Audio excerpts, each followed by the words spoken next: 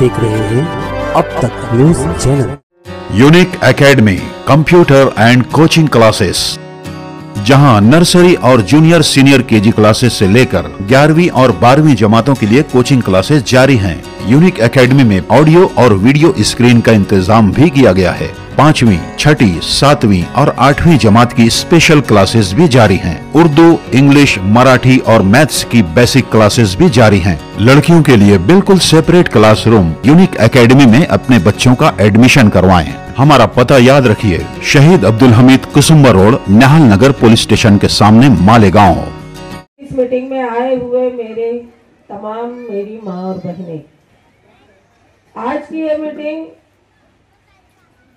20 नवंबर को जो चुनाव होने जा रहे हैं, ये मीटिंग उस ताल्लुक से ली जा रही है। ये इलेक्शनी मीटिंग बहुत ही अहमियत की मीटिंग है। इस मीटिंग में हमें मालेगांव शहर का मुस्तकबिल तय करना है। इस मीटिंग में हमारी माँ बहनों को बहुत सोच समझकर फैसला लेना है। मुझसे पहले अभी कई मुकर्रिर ने अपनी अपनी बातों को अपने अपने अंदाज में रखा और आप लोगों को बताया कि मालेगांव शहर में जब जब भी क़यादत बदली हुई है, तब तब ये शहर का डेवलप, ये शहर का विकास रुक चुका है। आप लोगों को अभी मुझसे पहले यहाँ पर बताया गया कि जिस वक्त 2014 में यही मेरी माँ बहनों ने मेहनत की, वोट दी, रोजे रखे, नमाजें पढ़ी और आसिफ शेख को भरपूर कामयाबी के साथ उसको जीत दिलाई, कामयाबी दिलाई। देखा आप लोगों ने कि मालेगांव शहर में तामीर और तरक्की बहुत तेजी से चल पड़ी थी। 5 साल मालेगांव शहर में एमएलए फंड गरीबों के बच्चों की किताबों बयाजों को मुफ्त बांटने के लिए इस्तेमाल किया गया। आज जगह जगह पर उस वक्त स्टडी सेंटर खोले गए। सरकारी स्कूलों में कंप्यूटर देने का एमएलए फंड से काम किया गया।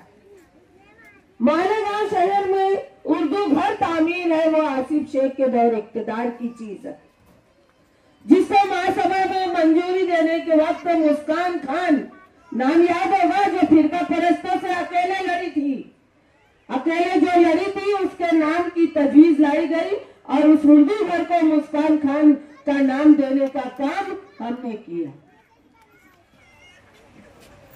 आज मालेगांव शहर में जब 2014 से शुरुआत हुई, मालेगांव फेस्टिवल आसिफ शेख किया करता था। उसका कारण यह था कि मालेगांव शहर की खवातीन भी वहां पर जाए, सैर तफरीह और बच्चों को इल्मी सकाफती स्टेज डेयरिंग जिसको बोलते हैं, गरीब के बच्चों के अंदर भी वो सलाहियतें जो है वो स्टेज पर जाकर उजागर हो सके, ऐसा काम करने का काम उस फेस्टिवल के जरिए आसिफ शेख ने किया। बस मैं यही मेरी बहनों को और मैं उनके करीब जाकर मैं उनको समझा रही हूं कि मालेगांव शहर खंडर हो चुका है। मालेगांव शहर में अब कोई विकास नहीं रहा है। शेख रशीद साहब जब से हमारे बीच से चले गए हैं, हमारे शहर से लीडरशिप खत्म हो चुकी है। शेख रशीद साहब का दबदबा, शेख रशीद साहब की दूरअंदेशी, आज हमें उनकी बहुत कमियां नजर आ रही है। लीडरशिप हमारे शहर में नहीं है। उस लीडरशिप को वापस लाना है तो आसिफ शेख को ईवानी असेंबली में आप लोगों को पहुंचाना पड़ेगा। जब वो कुर्सी जो शेख रशीद साहब की जो खाली हो चुकी है, वहां पर अगर कोई बैठकर नुमाइंदगी कर सकता है तो वो आपका अपना बेटा, आपका अपना भाई, आपका अपना वो बच्चा आसिफ शेख ही है। और मैं आज इन बहनों से मैं एक वादा लेना चाहती हूँ, मदरसों को बचाना है, मसाजिदों को बचाना है, खानकाहों को बचाना है, हमारे यतीम खानों को बचाना है। हमारे मुस्लिम माशरे में जो फिरका परस्त ताकतें जो जिनकी निगाहें हम पर गड़ी हुई है, हम पर लगी हुई है कि इनकी खानकाहें खत्म की जाए। वक्फ बोर्ड की जो जमीनें हथियाने का मंसूबा बंदी जो ये बीजेपी सरकार कर रही है, मंसूबे नए नए इनके दिमागों में जो जन्म ले रहे हैं, इसका मतलब आप लोगों को नहीं मालूम। जो हमारे पुरखों ने वक्फ बोर्ड के लिए ये जमीनें मुतय्यन करके जो इस दुनिया से रुखसत हुए, अब वो फिरका परस्त ताकतें वहां पर अपनी ताकतों को आजमाने की कोशिश कर रही है। इसके लिए आप लोगों का एक एक वोट हमारी मदारिस को बचाएगा, हमारी खानकाहों को बचाएगा, हमारे कब्रिस्तानों को बचाएगा। पता है बहनों, वो लोग ये भी तहकीकात कर रहे हैं कि यतीम खाने इनके चलते हैं, इनके इतने बड़े बड़े मदारिस चलते हैं, तो इनको पैसा कौन सी कंट्री से आता है, पैसा कहाँ से आता है जो इतने सारे लोगों की कफालत हो जाती है। इन पर भी फिरका परस्त की निगाहें लगी हुई है। ये सोचने का मकाम आज आ चुका है। आज इससे पहले हमने आज जो नुमाइंदा हमारे मालेगांव शहर से चुनकर गया, उन्होंने कभी असेंबली हाउस में कभी आवाज नहीं उठाई। जब भी हम पर, हमारे मुसलमानों पर कोई बात आती है, ऐसे बिल आते जाते हैं हाउस में, मुफ्ती साहब आराम से बैठे रहते हैं। उन्हें मुसलमानों से कोई मतलब नहीं, मालेगांव शहर की आवाम से कोई मतलब नहीं। आज हम पर कैसे कैसे कानून लाकर लागू कर दिए। मुसलमान क्या खाए, क्या पिएगा, वो बीजेपी गवर्नमेंट डिसाइड करेगी। 3 तलाक के मसाइल हो, शरीयत में मुदाखिलत हो, अजानों पर पाबंदी की बात हो, तो क्या ये बीजेपी सरकार हमको बताएगी कि क्या करे और क्या ना करे? अरे हम एक अल्लाह, एक रसूल के मानने वाले, एक कुरान को पढ़ने वाले लोग, हम उम्मत मोहम्मदिया, हम जानते हैं शरीयत की पासदारी करना हमें खूब अच्छी तरह से आता है। जो शरीयत जानकर अनजान बन रहे हैं, सवाल तो आवाम को उनसे पूछना चाहिए कि वहां पर आवाज क्यों नहीं उठाते थे। तो आपको भी 2 मरतबा इस शहर ने मुंतखब किया, इस शहर में, लेकिन हजरत मजहबी लिबासा पहने हुए और बस मैं एमएलए में खुश रहे, अपना मुफाद हासिल किया, अपनी तिजोरियां भर ली और आप लोगों से वोटें हासिल करके एमएलसी चुनाव में भी बीजेपी को ताकत पहुंचाने का काम किया। यानी आपकी वोटें वहां पर ले जाकर बेच देते हैं। ये बात हमारी माँ बहनों को अच्छी तरह से समझना है। बहनों, मैं आप लोगों से कहना चाहती हूँ, जरा बच्चे भी बीच में से हट जाओ, मेरे सामने हट जाओ जरा सा। मैं आप लोगों के रूबरू हूँ। मुझे बताओ, क्या हमारा अवलीन फरीजा है कि नहीं कि हम हमारे कब्रिस्तानों को बचाएं? बोलो बहना, आवाज से बोलो।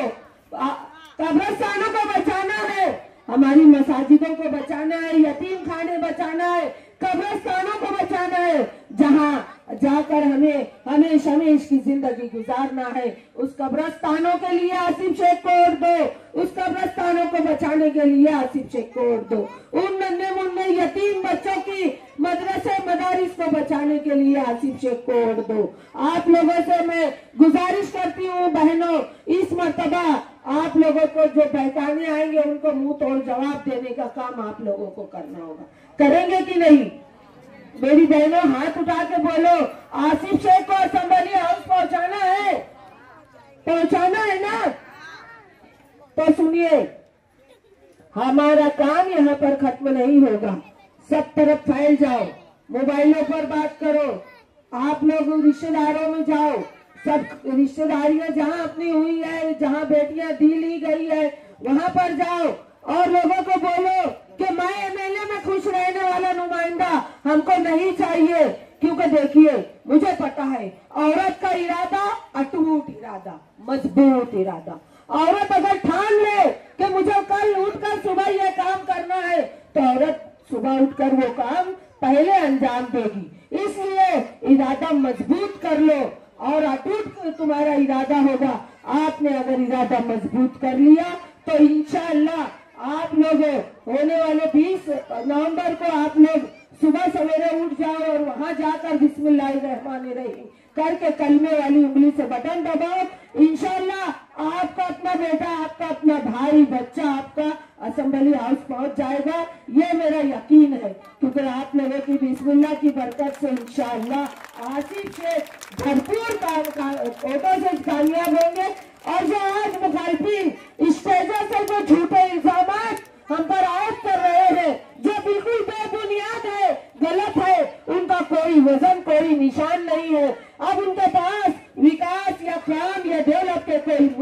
बाकी नहीं है बहनों, कोई काम उन्होंने किया नहीं। उन्होंने जब काम नहीं किया तो वो आप लोगों के बीच किस मुंह से आएंगे?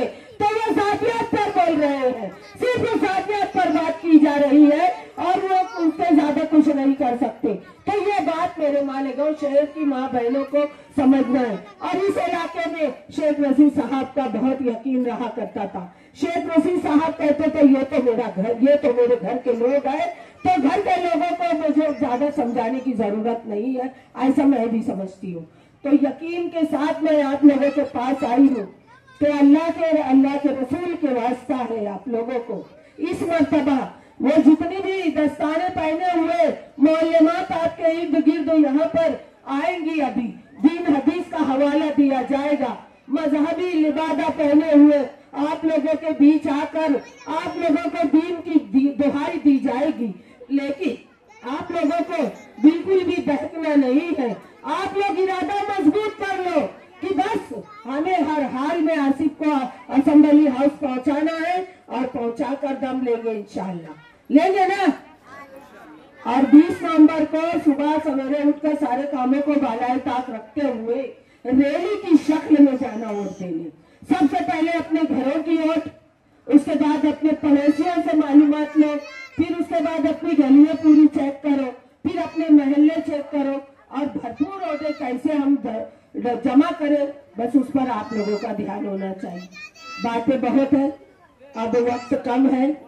इंशाअल्लाह आगे जब कामयाबी का जब हम जश्न मनाएंगे सब साथ मिलकर, बाकी बातें वहां होगी। लेकिन बहनों, शेख रशीद साहब का अब निशान पंजा नहीं है। शेख रशीद साहब का निशान अब पंजा नहीं है।